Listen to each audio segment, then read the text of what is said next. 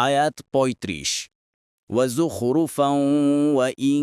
كل ذلك لما متاع الحياة الدنيا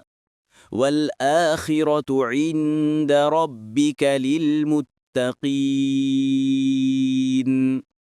অনুবাদ আর স্বর্ণনির্মিত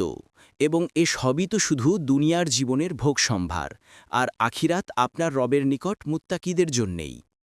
তাফসির ১ নং ফুটনোটের বিবরণ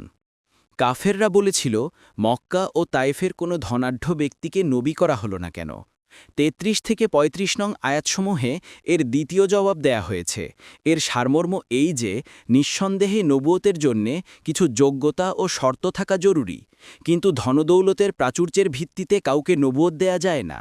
কেননা ধনদৌলত আমার দৃষ্টিতে এত নিকৃষ্ট ও হেয় যে সব কাফের হয়ে যাওয়ার আশঙ্কা না থাকলে আমি সব কাফেরের উপর স্বর্ণ রৌপ্যের বৃষ্টি বর্ষণ করতাম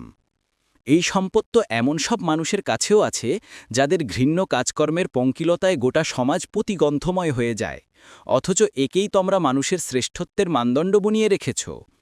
এক হাদিসে রাসূলুল্লাহ সাল্লাল্লাহু আলাইহি ওয়াসাল্লাম বলেন দুনিয়া আল্লাহর কাছে যদি মশার এক পাখার সামান্য মর্যাদা রাখত